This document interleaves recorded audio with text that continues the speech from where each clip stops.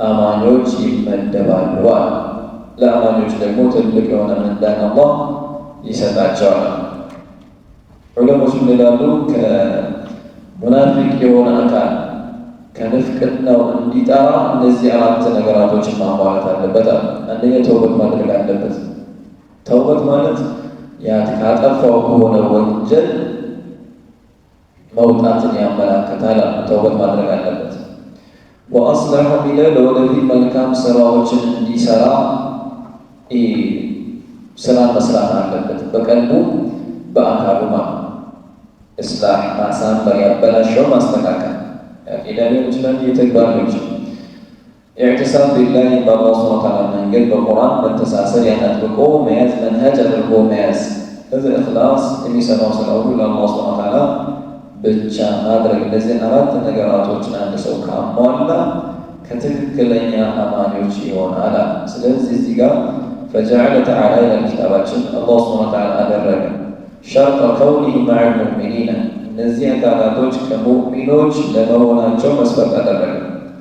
ከሙእሚኖች ተርታ ከትክክለኛ አማኞች ተርታ የሚሰለፉ ለመሆናቸው መስፈርት አደረገ። እሱ መስፈርት አንዱ ምንድን ነው? አን ዩኽሊሱ ዲነሁም ሊላህ፣ ዲናቸው ለአላህ ሱብሓነሁ ወተዓላ ማጥራታቸው መስፈርት አደረገው ማለት ነው።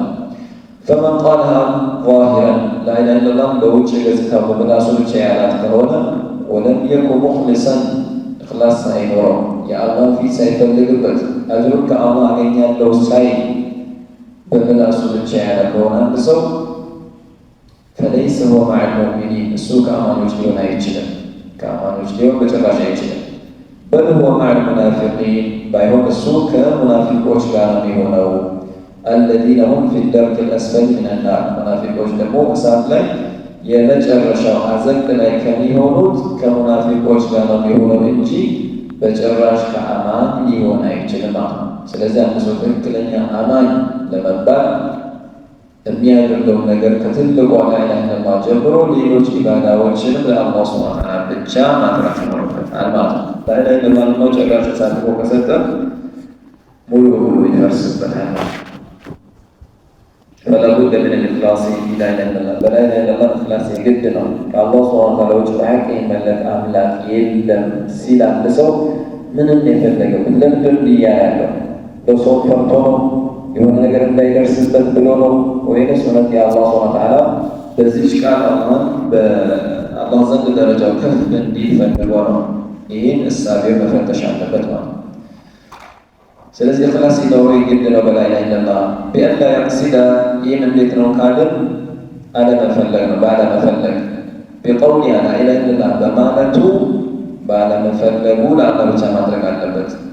ጠመዐን ሚን መጣሚዕ ዱንያ፣ ከዱንያ ጥቅማ ጥቅሞች አንዱንም ጥቅም ባለመፈለግ፣ አንዱንም ጥቅም ባለመፈለግ ማለት ነው።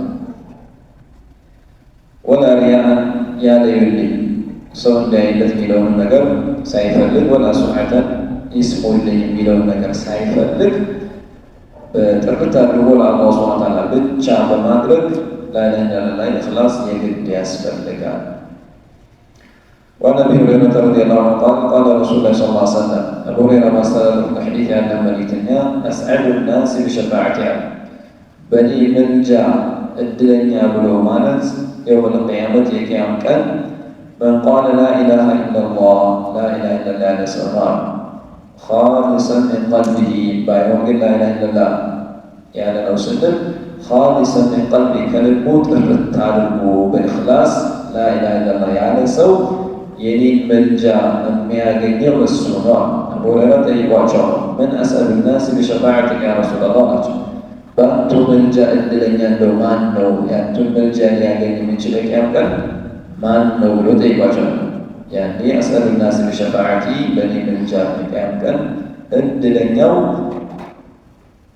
ላ ኢላሃ ኢለላህ ያለ ሰው ነው። በኢኽላስ ጥርት አድርጎ ላ ኢላሃ ኢለላህ ካለ አንድ ሰው ለአላህ ብሎ የመሰከረ ከሆነ የኔን ምልጃ ያገኛል። ስለዚህ የነቢ ዐለይሂ ሰላቱ ወሰላም ምልጃ ለማግኘት ተውሒድ የግድ ነው፣ ኢኽላስ የግድ ነው። ላ ኢላሃ ኢለላህ በሚልበት ሰዓት ጥርት አድርጎ ማለቱ የግድ ነው። እዚህ ሐዲስ ላይ ሐዲሱ ተገድቧል። ኻሊሰን ሚን ቀልቢ ብለው ገድቡት። አንድ መስፈርት ተደርጎ የተያዘው እነዚህና መሰል ከሆኑ ጥቅሶች ወጥቶ ነው ኢኽላስ መስፈርት ነው የተባለው። وعن عتبان بن مالك رضي الله عنه قال قال رسول الله صلى الله عليه وسلم عتبان ما استند الحديث عن الملكة إن الله قد حرم على النار الله سبحانه وتعالى برجد أسعد لا يدرم على الرجوع الله قد حرم برجد حرام الرجوع على النار بجهنم لا حرام الرجوع من قال لا إله إلا الله لا إله إلا الله ينسوا يبتغي بذلك وجه الله يبتغي فلقوبك بذلك بزي لا إله إلا الله بمالته فلقوبك وجه الله يا الله سبحانه وتعالى في تفلقوبك يمان ننتقم يمان نميولي يمان يسولي سيوم يا الله في تفلقوبك الله زد درجة تفلقوبك لا إله إلا الله ينسوا ساعة لا الله رمى الحبوت إلى لغته أخرجه البخاري ومسلم ስለዚህ እዚህ ጋር ተገድቧል። የብተቂ ቢዛሊከ ወጅህ አላህ የአላህ ሱብሓነሁ ወተዓላ ፊት ፈልጎበት ማለት ነው። ይህ ካልሆነ ዝም ብሎ ስላለ አይጠቀምም። ስለዚህ እያንዳንዱን ስራችንን የምንሰራትን ስራ ንያ ላይ ትግል ማድረግ ያስፈልጋል። በምንሰግድበት ሰዓት የሆነ ነገር ሊመጣብን ይችላል፣ መታገል ያስፈልጋል። ምንም ሊጠቅመን እንደማይችል የሆነ ሰው እንዲያይልን እንዲሰማልን በተቻለ አቅም አማኝ የሆነ አካል ለዚህ የሚረዳው ነገር ስራን መደበቅ በተቻለ ቀን ኢባዳን መልካም ስራ ደብቆ መስራት አይነተኛ መፍትሄ ነው። መስራት ዋጋ እንደሌለው አስፈሪ የሆነ ሐዲስ ያለ መልእክት ተናግሯል። የቂያም ቀን እሳት የመጀመሪያ የሚቀጣጠልባቸው 3 ሰዎች ተናግሯል። እነዚህ ሰዎች ስራ አንሷቸዋል። ስራው ትንሽ ሆኖ አይደለም፣ በንያ መበላሸት ምክንያት አንደኛው ህይወቱን በጂሃድ ይሰጣል። ጂሃድ ትልቁ ዒባዳ ነው። ለአላህ ሱብሓነሁ ወተዓላ የሰው ልጅ ከፈልኩ ከሚለው ዋጋ ሁሉ የመጨረሻው ህይወትን መስዋዕትነት መክፈል ነው። ይህን አድርጎ ሙጃሂድ ሆኖ ሞቶ የእሳት መቀጣት ያደርገዋል። ነብዩ ሰለላሁ ዐለይሂ ወሰለም። ሁለተኛው ዓሊም ነው፣ አስተምሯል፣ አስቀርቷል፣ እድሜውን ሙሉ በዒልም አሳልፏል። ሁለተኛ እሳት ለመቀጣጠያ ይሄ ነው ያለ። ሶስተኛው ሀብታም ነው፣ ባለሀብት ነው፣ መስጊድ ገንብቷል፣ ሰደቃ አውጥቷል፣ በሩሩ ብዙ ነገር ሰርቶበታል። እነዚህ 3 ሰዎችን ይመጣሉ። ከዛ ምን ሰራ ይባላል። አሊም አይ እንደዚህ በዚህ ከዘብታ ዋሻ አንተ ሁሉ ስትሰራ የነበረው እገሌ ቻል ነው እንድትባል ነበር። ይህ ደግሞ ዱንያ ላይ ተብሎልሃል፣ አላማ ተሳክቶልሃል። ያችሁ ያንተ ፍላጎት ዱንያ ላይ እገሌ ቻል ነው እንድትባል ነበር። ያ ደግሞ ተብሎልሃል። የንያን አግኝተሃል። እኔ ጋር ምንም የለም ጀሃነም ጣሉት ይባላል።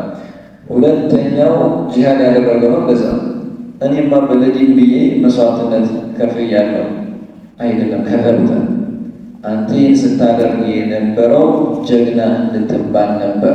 ሰዎች ብሎልሃል፣ ዱንያ ላይ እያያካ ነበር ተብሎልሃል። እኔ ጋር ምንም የለም ይግበባል። ዓሊሙ በዛው ላይ ዓሊም ነው፣ አስቀሪ ነው እንድትባል ነበር።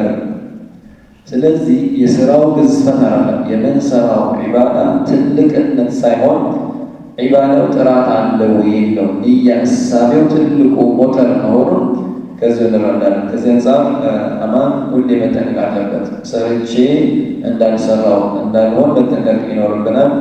አላህ ሱብሓነሁ ወተዓላ ሰምቶ የሚጠቀሙት ያደርገን። هذا وصلى الله وسلم على نبينا محمد وعلى اله وصحبه وسلم. السلام عليكم ورحمة الله وبركاته.